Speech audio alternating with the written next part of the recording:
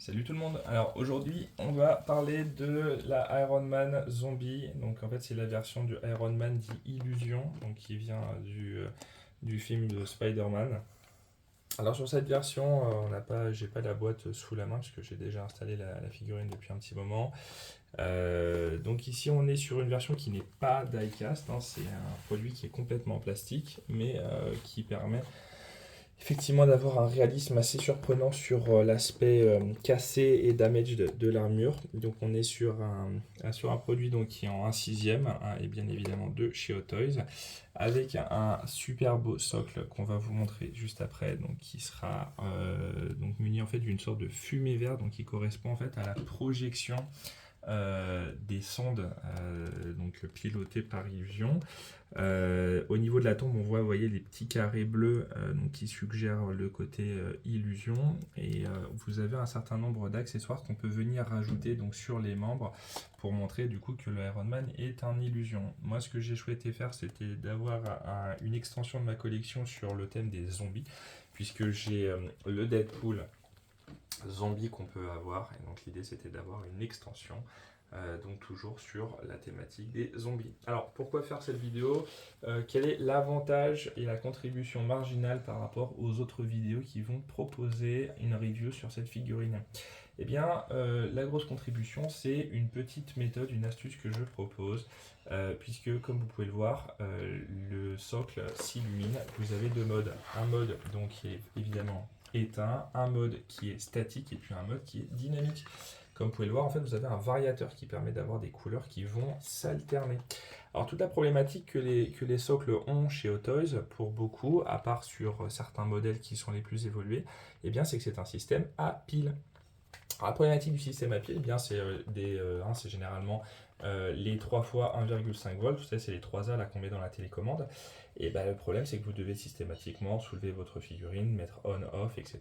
Et donc, évidemment, quand vous avez une collection conséquente, vous n'allez pas vous allumer à toutes les allumer, les éteindre. Alors, pourquoi, du coup, je vous montre ça?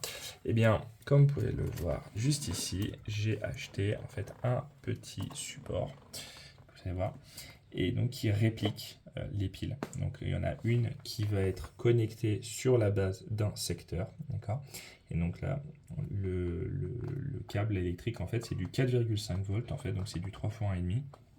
Et ça vous permet, donc vous voyez, donc de mettre on/off, vous laissez sur on, et puis dès que vous allumez le courant, d'accord, dès que vous le branchez sur votre prise qui est souvent commandée par un interrupteur. Donc vous pouvez le faire avec de la domotique qui est une petite commande intelligente. Donc et bien en fait dès que vous allez appuyer sur l'interrupteur, et bien ça va allumer en fait toute votre vitrine ainsi que le socle, ce qui vous évite d'avoir à faire on-off systématiquement.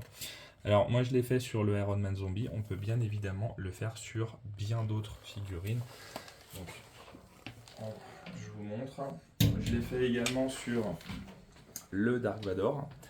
Le Dark Vador, puisque à chaque fois on doit faire du on-off, d'accord, pour allumer ça. Donc on voit en fait qu'on a le petit câble blanc qui est juste à côté. Voilà. Qui va sortir le même règle. Alors on n'est pas obligé de mettre le petit support, moi je le mets pas pour éviter de plier la bande, mais la bande est vraiment très très très fine. Et puis je l'ai fait également sur le boba avec la carbonite. Et ce qui est hyper intéressant, c'est que la carbonite, du coup, elle fait du plus bel effet. Par contre, le gros problème quand vous le faites, donc j'ai mis même un petit scotch de peinture pour pouvoir tenir le câble et que ce soit vraiment bien collé. Et ça se voit pratiquement pas. Donc là, je vais tourner légèrement ma figurine.